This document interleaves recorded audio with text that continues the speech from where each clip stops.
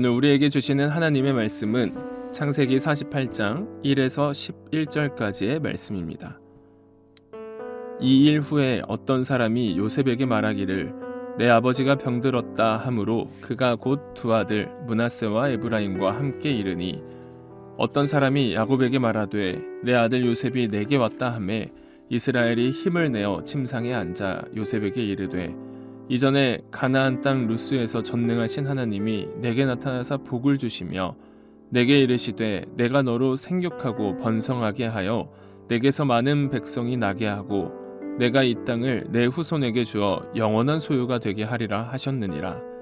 내가 애굽으로 와서 내게 이르기 전에 애굽에서 내가 낳은 두 아들 에브라임과 므낫세는 내 것이라. 르우벤과 시므온처럼 내 것이 될 것이요 이들 후에 내 소생은 내 것이 될 것이며 그들의 유산은 그들의 형의 이름으로 함께 받으리라. 내게 대하여는 내가 이전에 밧단에서 올 때에 라헬이 나를 따르는 도중 가나안 땅에서 죽었는데 그곳은 에브랏까지 길이 아직도 먼 곳이라. 내가 거기서 그를 에브랏길에 장사하였느니라. 에브랏은 곧 베들레헴이라. 이스라엘이 요셉의 아들들을 보고 이르되 이들은 누구냐? 요셉이 그의 아버지에게 이르되 이는 하나님이 여기서 내게 주신 아들들이니이다. 아버지가 이르되 그들을 데리고 내 앞으로 나아오라. 내가 그들에게 축복하리라. 이스라엘의 눈이 나이로 말미암아 어두워서 보지 못하더라. 요셉이 두 아들을 이끌어 아버지 앞으로 나아가니 이스라엘이 그들에게 입맞추고 그들을 안고 요셉에게 이르되 내가 내 얼굴을 보리라고는 생각하지 못하였더니 하나님이 내게 내 자손까지도 보게 하셨도다. 오늘은 베델의 약속 전수라는 제목으로 하나님의 말씀을 선포하겠습니다. 오늘 본문의 1절과 2절을 보시면 야곱과 요셉을 연결해주는 어떤 사람이 있다는 것을 우리는 발견하게 됩니다. 그 어떤 사람이 누군지는 정확히는 모르지만 야곱과 요셉과의 관계가 아주 가까운 사람이라 우리는 추측할 수 있을 것입니다.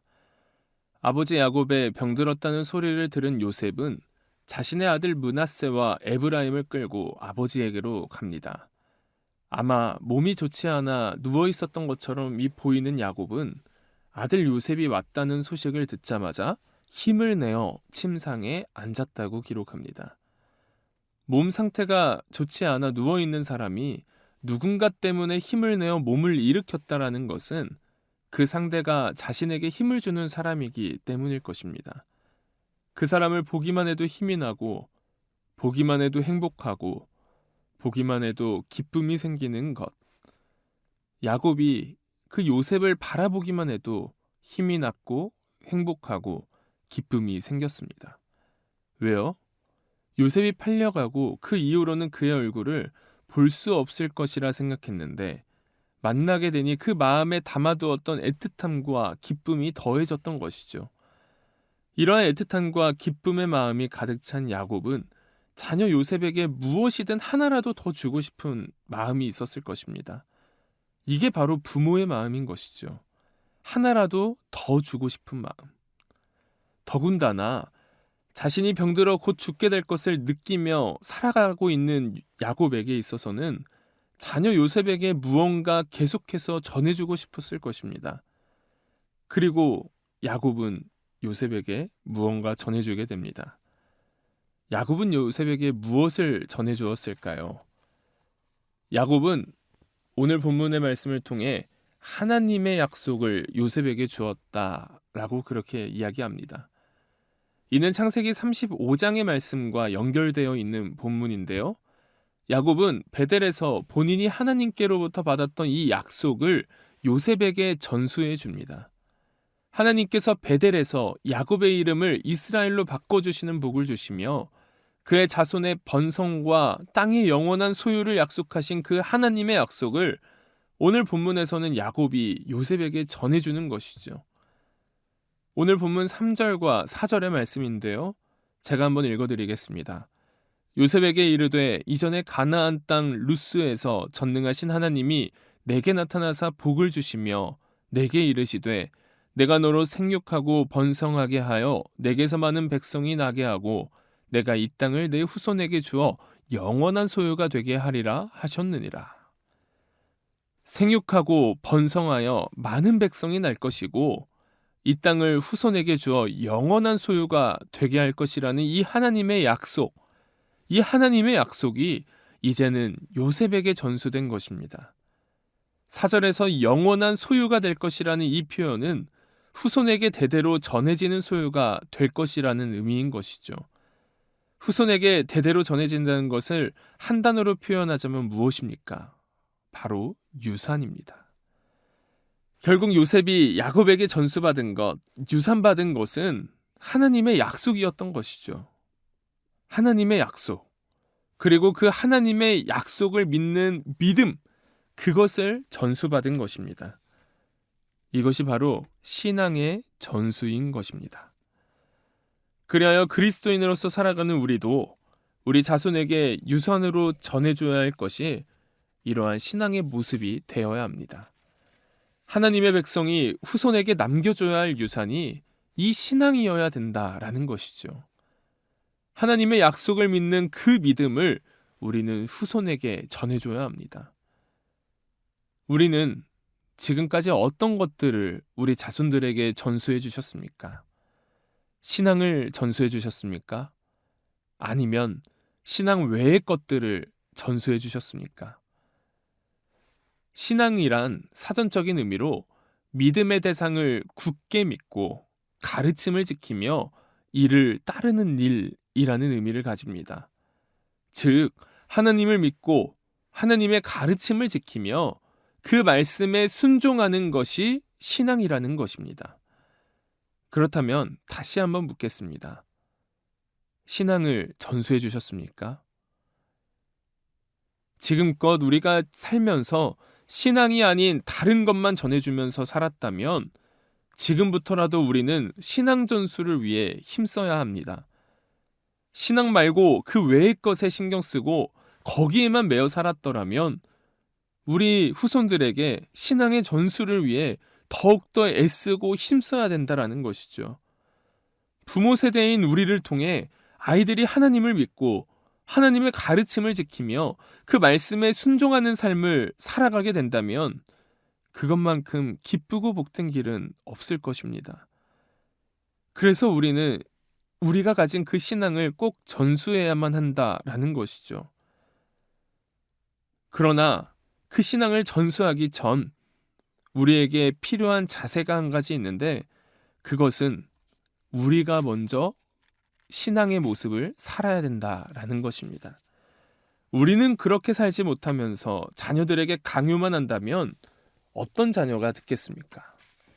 먼저 우리가 신앙을 지키는 삶을 살아가야 합니다.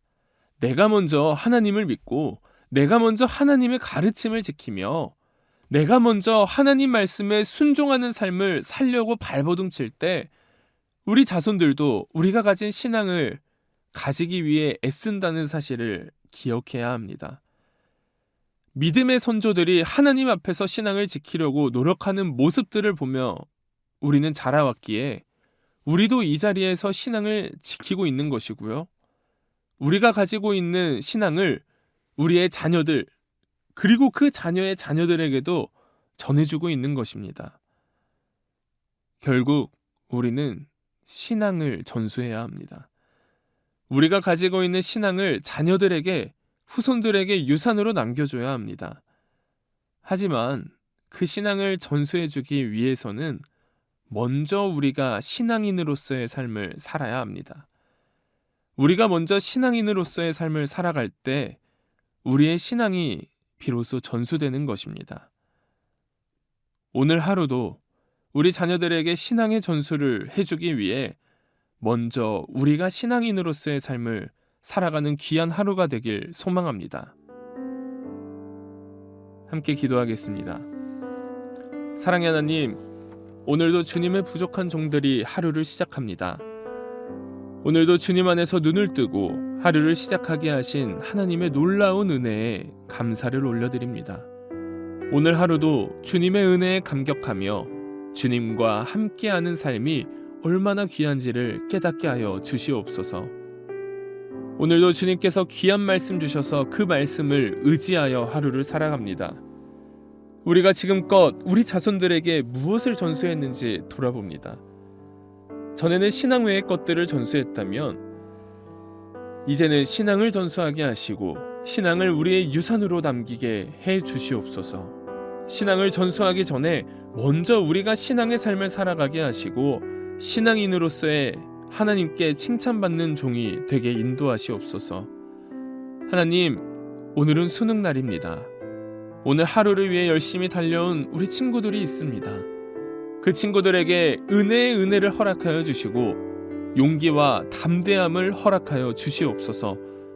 어떠한 결과가 나오든지 하나님께 영광을 올려드리는 우리 아이들이 될 수 있도록 인도하시고, 혹 결과가 좋지 않더라도 나쁜 마음 품는 이가 한 사람도 없을 수 있도록 그들의 마음의 평안을 허락하여 주시옵소서. 하나님, 주님이 사랑하시는 우리 연동교회, 오늘도 주님 더 사랑하는 교회 되게 하시고 주님의 사랑 안에 거하여 사랑이 가득한 교회, 주님이 기뻐하시는 교회 될 수 있도록 인도하여 주시옵소서. 서로 하나 되는 교회 되게 하시고 험담과 비방, 악으로 가득 찬 것이 하나도 없는 교회 되게 인도하소서. 하나님, 저희 교회의 성도님들 중에 몸의 고통과 마음의 고통으로 아파하고 있는 지체들이 있습니다. 라파의 하나님께서 그들을 치유하여 주시고 주님을 더욱더 의지함으로 모든 사람이 그들을 위해 기도하게 하시고 회복될 것을 믿음으로 선포하며 나아가게 하시옵소서. 그들의 몸과 마음을 어루만져 주셔서 정말 회복될 수 없는 상황이더라도 하나님께서 은혜를 베풀어 주셔서 모든 사람들이 그들의 회복을 통해 하나님의 살아계심을 믿음으로 나아갈 수 있도록 도와주시옵소서. 오늘 하루의 삶 주님께 온전히 맡겨드립니다. 이 모든 말씀 우리 주 예수 그리스도의 이름으로 기도드리옵나이다. 아멘. 그저 주님 앞에 있네. 나 같은 자도 사랑하여 주시고 한 번도 나를 떠나지 않으셨네. 아픔 속에 주를 찾게 여긴 날 꾸짖지 않으시고 내 손 잡아주시네. 오직 주님 안에 두려움 없네.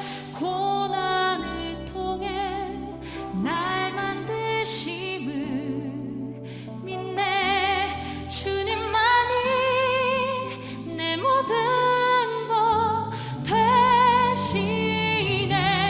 주의 강한 손 날 붙드시네.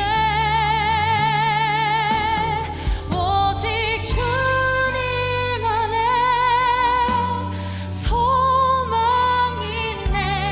내 삶을 통해 영광 받으신 주님, 주님만이 내 모든 것 되시네.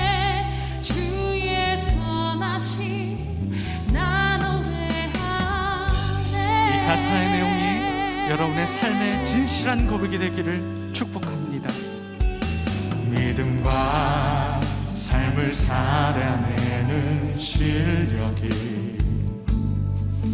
너무나 다른 내 모습을 볼 때에 이 모습도 주가 사랑하실까. 자신 없는 내 모습 그저 주님 앞에 있네. 나 같은 자도 사랑하여 주시고 나 같은 자도 사랑하여 주시고 한 번도 나를 떠나지 않으시네. 한 번도 나를 떠나지 않으셨네. 아픔 속에 주를 찾게 여긴 날 꾸짖지 않으시고 내 손 잡아주시네. 함께 고백합니다. 오직 주님 안에 두려움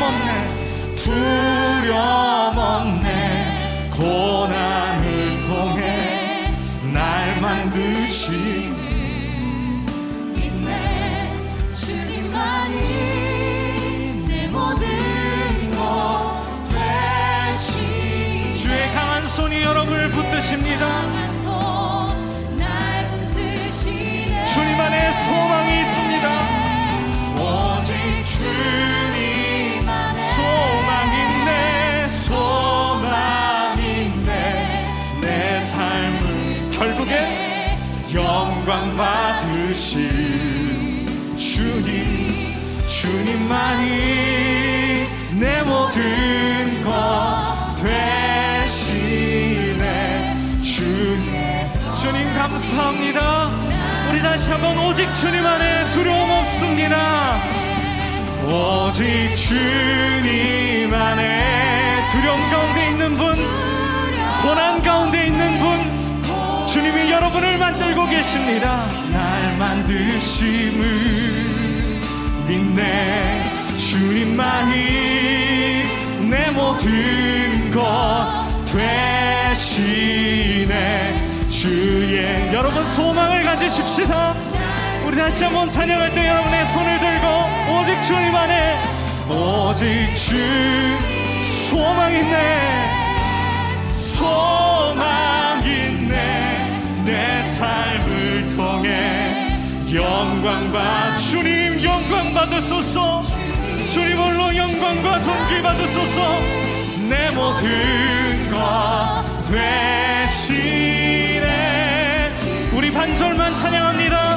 오직 주님 안에 소망 있네 오직 주님 안에 오직 주님 안에 소망 있네 내 삶을 통해 영광 받으실 할렐루야 주님만이 내 모든 것 되시네 주의 선하신 나